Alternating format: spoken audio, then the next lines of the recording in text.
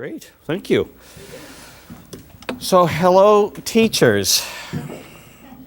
I got to tell you something. Jumpstart loves teachers, and I love teachers, not just because you're in the room, but because this is something that I have learned now over the last 12 years. I'm a banker by background. I came to my senses about 12 years ago when they decided I was too old and too expensive to stay a banker. So I wrapped my heartstrings around teaching kids about money. And John, that was a great presentation on student loans. I've been involved with student loans for about 30 years, both as a lender, and I'm on the guarantee agency up in New Hampshire. But you know, besides all of that, I'm a dad. And this issue, the ones that your students are facing, is one that is really has troubled me for a long time. Give you a perfect example, personal story. My daughter Melissa just graduated from Quinnipiac a couple years ago. Now Melissa did everything we asked her to do. She graduated number 2 in her class in the journalism school. She's got a great job at working with the Madison Square Garden Network as an associate producer for News Channel 12 down in Milford. Great job. Makes $36,000 a year. $3,000 a month. Her rent's that's gross. Her rent's $1,400 a month. The math doesn't work. So dear old dad's still helping her. Happy to do it, of course I'm going to do it. But it's just a little window about the math of this. And another side story, and I think this is a New England thing, to be honest with you, because I was talking to some parents from Seattle, and I can't remember the school, but their tuition was $12,000 a year. Here in this region, it's $12,000 half a semester. You know, so it's just fascinating how student loans is all over the place in terms of that. But at the end of the day, you're really talking about kids, access. We want them to be successful in the future. That's what Jumpstart's all about. So our elevator speech is this: we teach kids about money. And one of the things that we have adopted a long time ago is we know that the fastest way to reach kids is to help teachers, both with resources, training, and what have you. Jumpstart's been around since 1995, based out of Washington. It's got a very interesting model. It operates through independent state coalitions, all on a volunteer basis. So for instance, I started the New Hampshire State Coalition in the year 2000. It's my love, it's my volunteer work. I work for the National Jumpstart Group as an independent contractor. Larry and his group here in Massachusetts are starting their coalition, and I'm thrilled about this because Massachusetts has been on our radar for years and years. So it's a very interesting organization. There's no financial expectations between the mothership and the state coalitions. We're all free to do whatever we can do to move the ball down the field.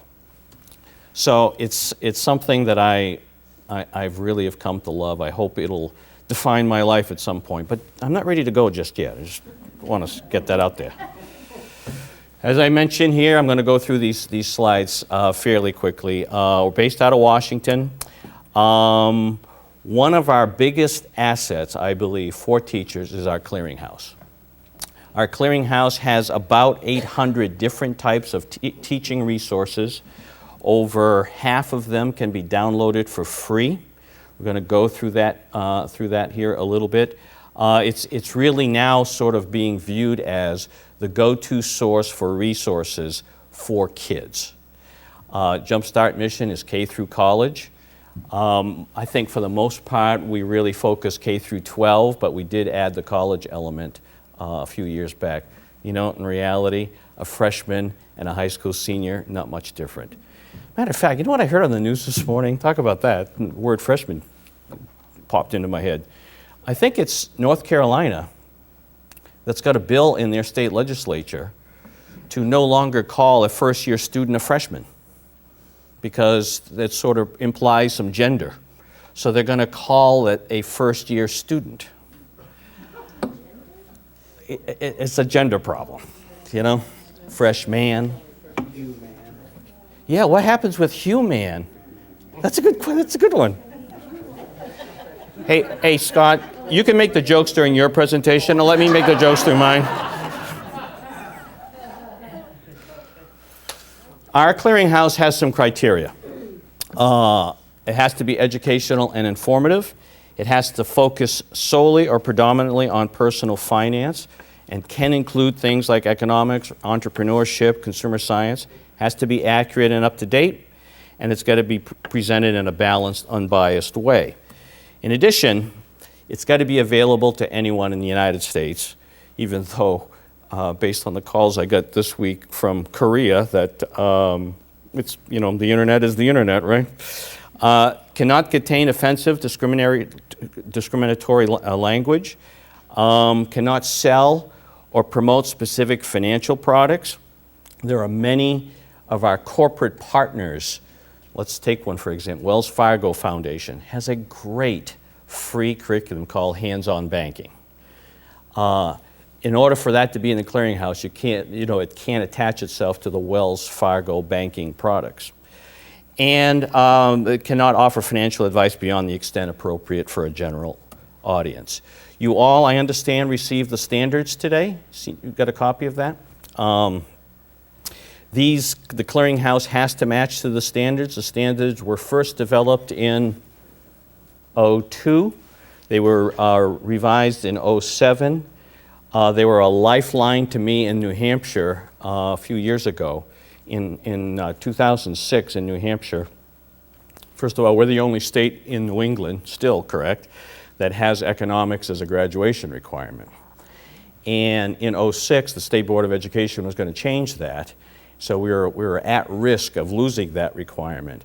But at the same time, we revised the curriculum frameworks for economics and included the standards from the National Jumpstart standards. So if you're a teacher looking to advocate for this at a school board or a district or superintendent, you can always wave the standards around because this is how the hierarchy likes this stuff, right? Broken down into 6 basic areas: financial responsibility, decision-making, income and careers, money management, credit and debt, risk management and insurance, saving and investing. I'm not going to read all of these, you can see this, but under the financial responsibility and decision-making goes through advertising, identity theft, financial advisors, ethical decisions. These are how the standards are devised for that element. Income and careers, your career options, your entrepreneurs, your take-home pay, that sort of thing. Financial planning and money management, monitoring accounts, knowing your net worth, charitable giving is a big element, of course, the debit and the credit cards. You know, that's a funny thing. When I got involved with this, I was running a credit card portfolio back in the late 90s. And when I get in front of kids in classrooms, this is all they wanted to talk about was credit cards. You know, how can I get one, Mr. Hebert? Well, you know, are you breathing? You're going to get one here pretty soon, you know. Things change now a little bit, right, with the Credit Card Accountability Act.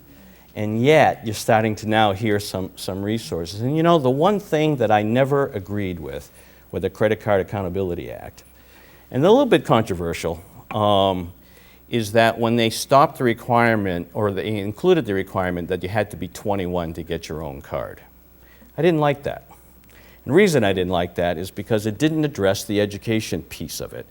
So whether you're 18 or you're 21, you still got to know how to use the darn thing.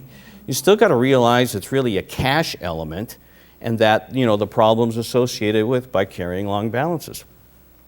But there were a lot of elements of that act was really good. You know, particularly not being able to solicit on campus when you were a first-year student. I'm going to have to say first-year student. I don't know. Yeah, I'm kind of happy. I'm going to drive home pretty good tonight. There were a lot of elements in there that I liked. That's the one that I didn't like. Yes, sir? Do they have an age limit for a debit card? No.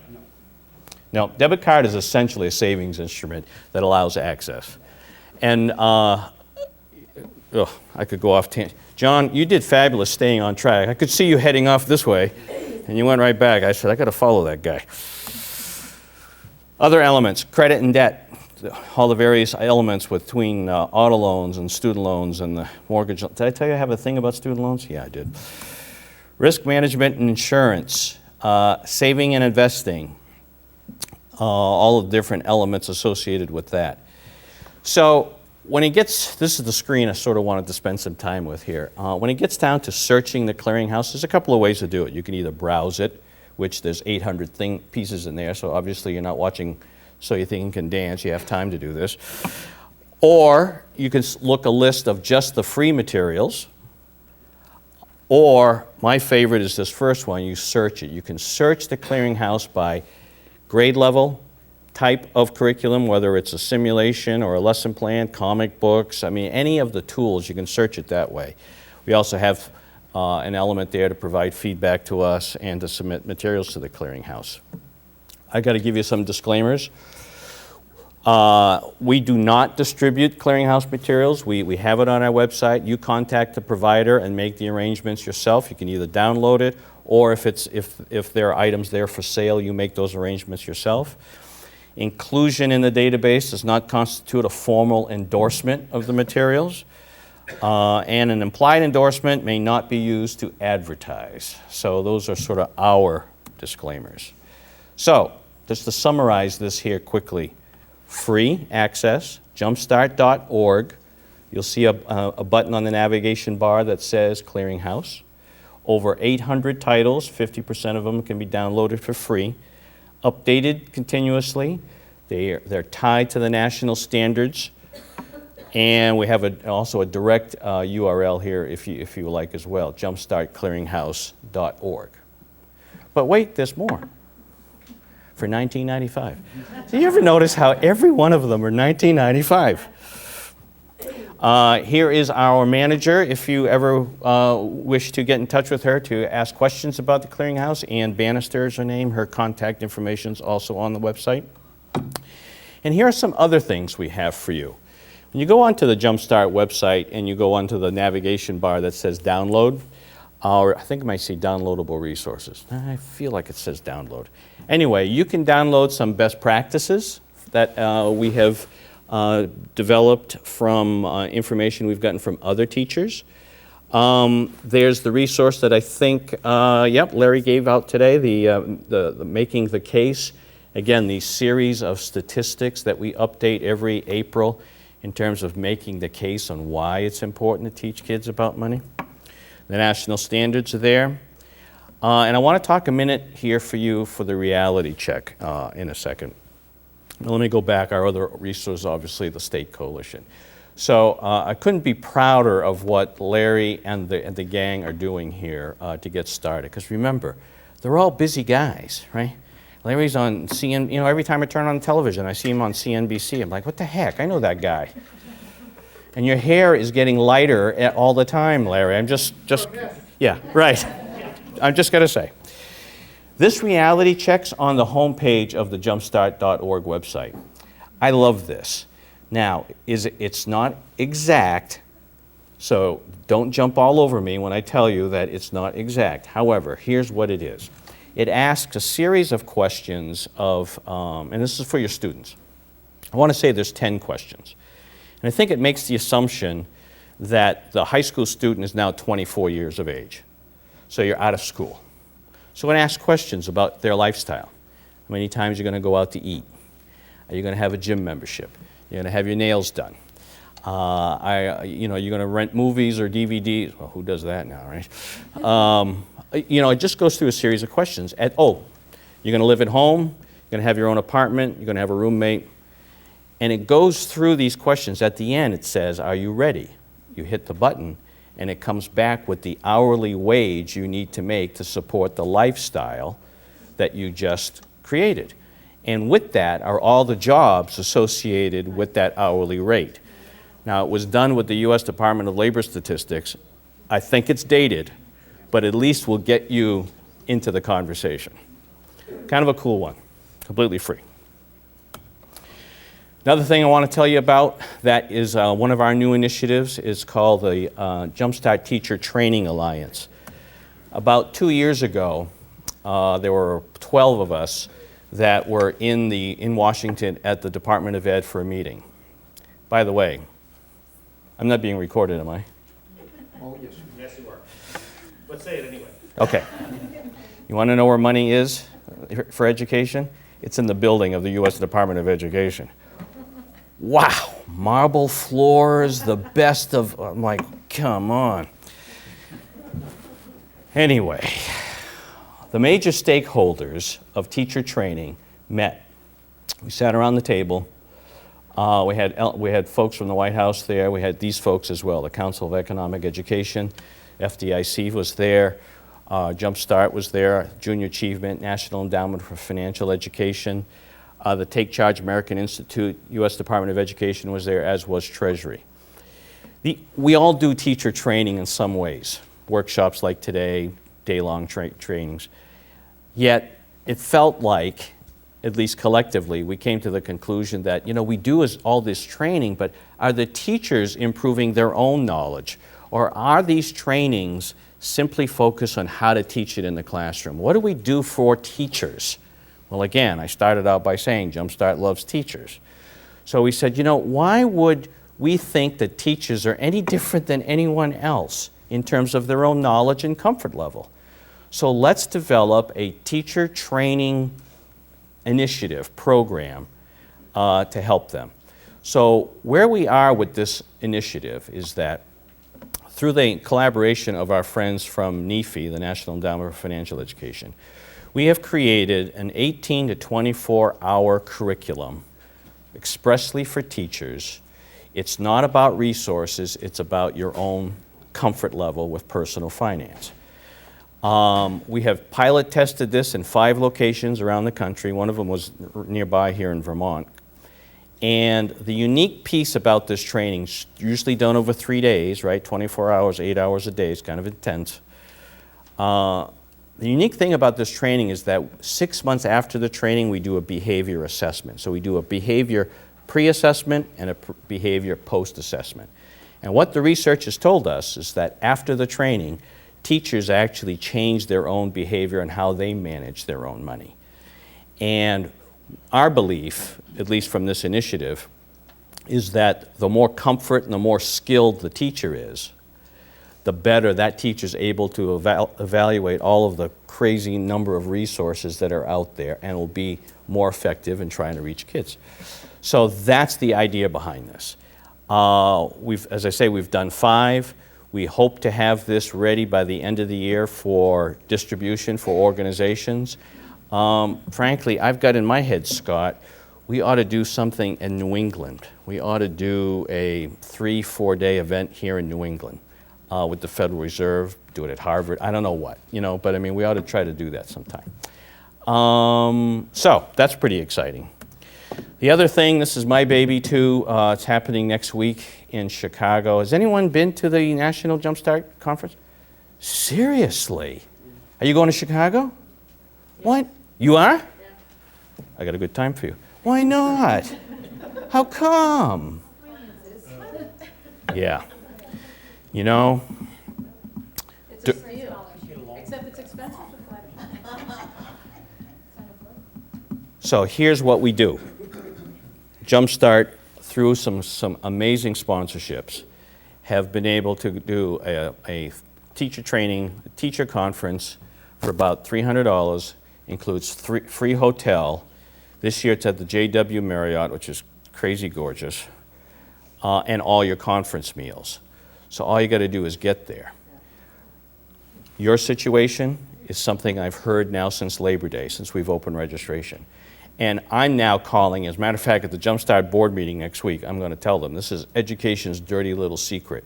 Because the national discourse on one side says, we got to have trained teachers. We got to have qualified teachers. Teacher training is important. And yet all the school districts are removing professional development dollars for their teachers to come.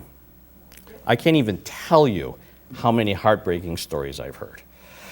So I'm glad you're coming. Yeah. We're going to rock and roll. We'll have some fun, I think. That's assuming I survive the planning, because that's usually not easy for me to do, the planning. But we're going to do this every year. It's always around the first weekend in October. The reason we're in Chicago this year is because the first weekend, in November. The reason we're in Chicago this year is because the first weekend in November is the week before the election. Right, DC's a little busy. You don't want to be in D.C. course, I'm not sure I want to be in Chicago either, but we'll see how it all plays out. This year we've got at least 250 teachers from 44 states attending, at least as of this morning before I left. We're going to take a tour of the Money Museum at the Federal Reserve. Yep, they're going to do a welcome reception for us on Friday. So next year we're back in Washington, so it's that first weekend in November. I hope you'll consider doing it. Also, as an idea, some teachers around the country are going to local banks and credit unions and asking them to sponsor. And they're having some success. So, that's it for my spiel. Scott, please check note. I put you back 1 minute. You are back on track. I'm the man. I'm just letting you know. And we love teachers. And listen, thank you for everything you do for these kids, because I now know how hard you work in the classroom, and we can't do it without you. So thank you.